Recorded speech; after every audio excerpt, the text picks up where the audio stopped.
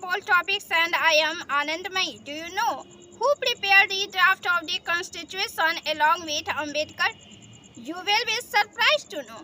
Hello friends, in this series of Lady Pep, today we will talk about a person about whom you will also be curious to know that today we will talk about an issue which is the main issue in today's developed India and the race for political victory. Today we will talk about the person. We will talk about the button that wrote.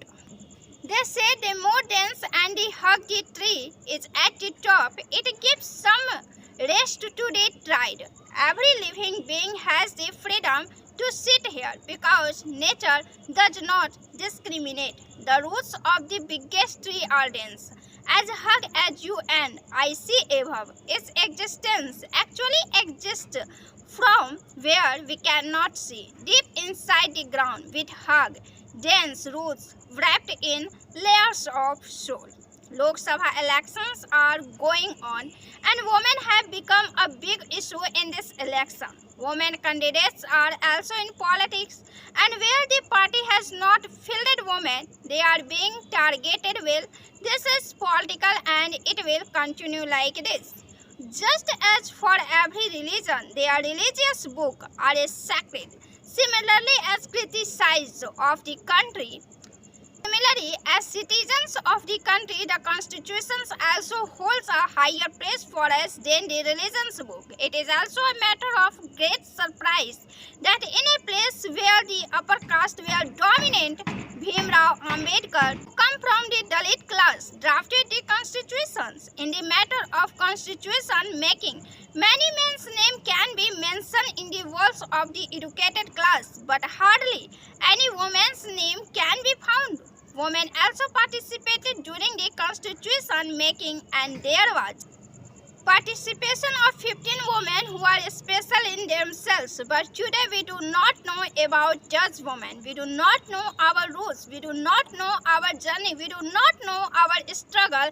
And when we die because of our struggle, we are unable to understand the value of our rights and freedom. Our enthusiasm gets suppressed somewhere, and when we go out into the streets of India, we find that challenges are dying in every street. They happen only under the volcano of some unfavorable circumstances.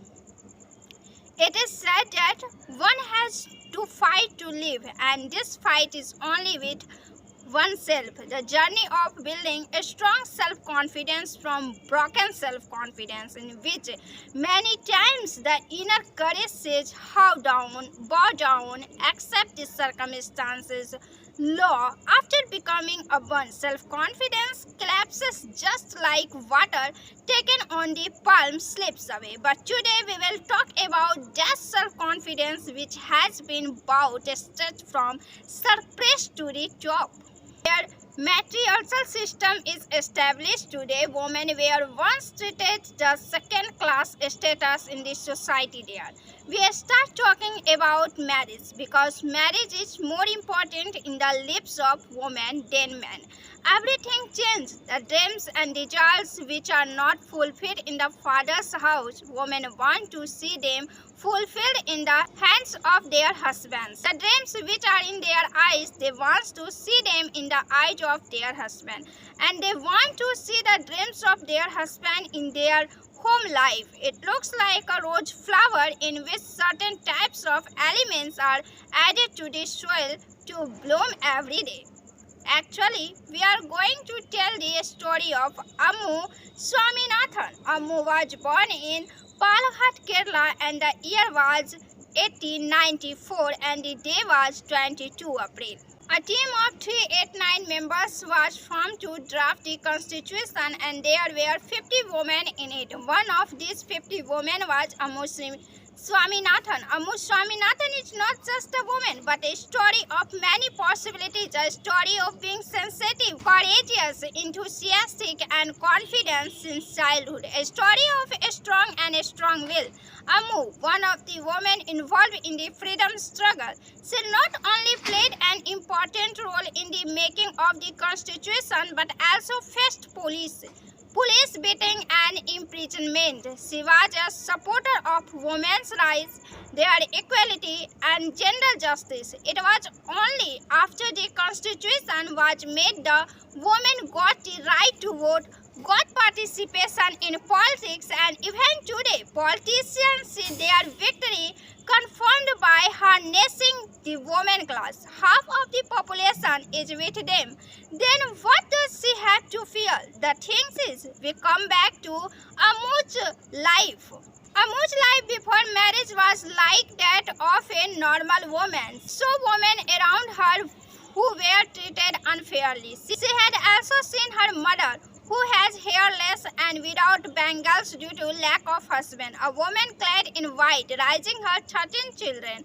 How could she is an ordinary woman? This vitality, a strong personality and desire to study forced Amu to choose a different path from everyone else. There was a struggle in her childhood due to passing of her father P. Govinda Menon. But she was also the darling of 13 siblings. At that time, boys were only sent away from home to study. In such a situation, Amu received formal education at home.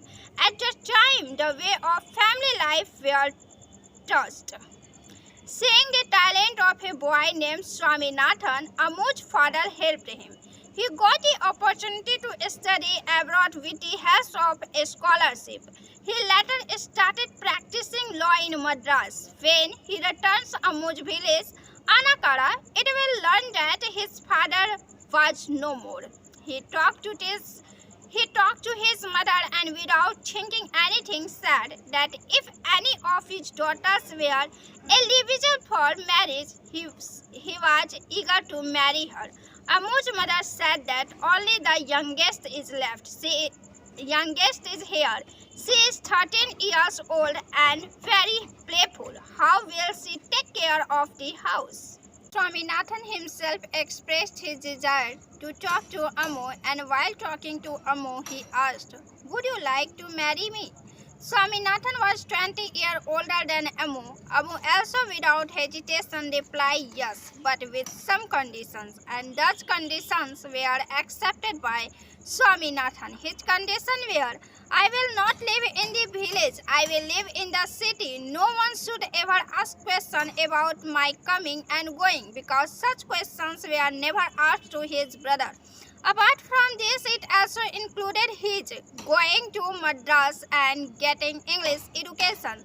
There was a lot of opposition to this marriage. There was fierce opposition because Swaminathan belonged to a Brahmin family and Amu come from the Nair caste, and marriage relations were not established with each other in both these castes. They got their marriage registered in England. Swaminathan saw the talent of his wife Amu, arranged for her education, and within no time Amu had overtaken her husband. It was Swaminathan's generosity that his self-respect was never affected by the thought of his wife being ahead of him. It did not hurt, rather the gardens of pride bloomed. Amu started speaking fluently in English, started participating in speeches. Amu's ordinary life had become special. Since childhood, Amu had learned to raise her voice against the wrong, had learned to express her views outspokenly. Her personality was full of possibility, thus possibility which remains suppressed in the marriage that Subram Swaminathan and Amu had done was disapproved in the father's family as per the social rules. But Swaminathan opposed it. After registering London, his entire family come to be known by the name of the husband, and that is why everyone's name is to put Swaminathan in front of.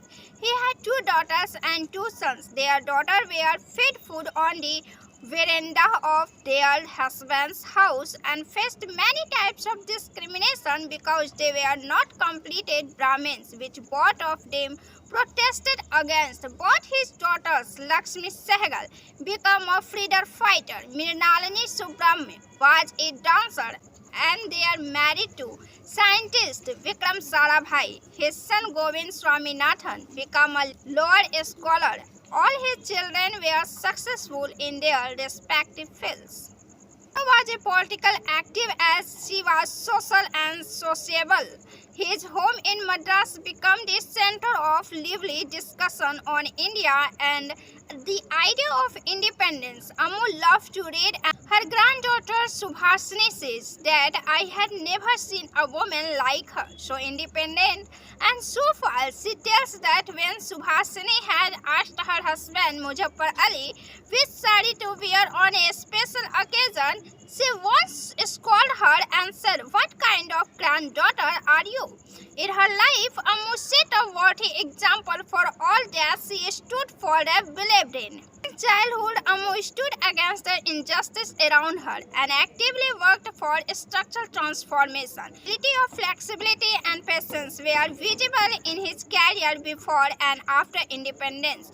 When she became active in social reform, the political activities, it became clear that her views were feminist at a very young age. In 1942, there was the Quiet India movement and Congress members were discrimination, designations to India soldiers, and a large number of them were arrested, including Ammu. In 1940, she became active in politics, participated in the independence movement, and during this time became a follower of Mahatma Gandhi. She had great respect of Jawaharlal Nehru, and Jawaharlal Nehru also had good relation with her. But Ammu was unhappy with the title Pandit when he was called or addressed by the name of Pandit.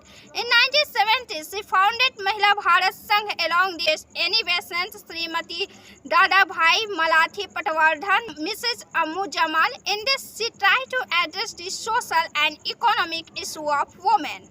Ammu joined Congress in 1934. She was a strong supporter of equal constitutional rights for women. She was a supporter of adult suffrage. She was a strong supporter of pre-women legislation. She was a strong supporter of the Sarda Act or the Child Marriage Resistant Act, the Age of Consent Act, and reforms in succession, inheritance and marriage law, and pushed through these bills. As a Lok Sabha member, she also emphasized on maternity benefits for women.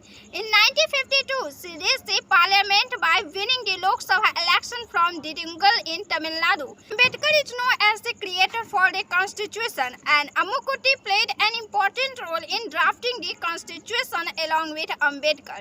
She was elected to the Constituent Assembly from Madras in 1946. 1954, she was elected to Rajya Sabha. From 1960 to 65, she was the chairperson of the Bharat Scouts and Girls and the Censor Board. In 1959, she became the vice president of the Federation of Film Societies, and Satyajit Ray was its president. In 1943, during Valier jail, when a prison called a cleaning lady calling her Sudrasi, Ammu went near and asked, "What is the work?" When she said that she was calling someone else, she said, "I am also Sudrasi. Now tell me, what do you want?" She was a strong opponent of it and thus tradition, which do not give anything except trying her in chains. He died on 4 July 1978 after the emergency. Her speech, which was given on the Constitution, became quite popular.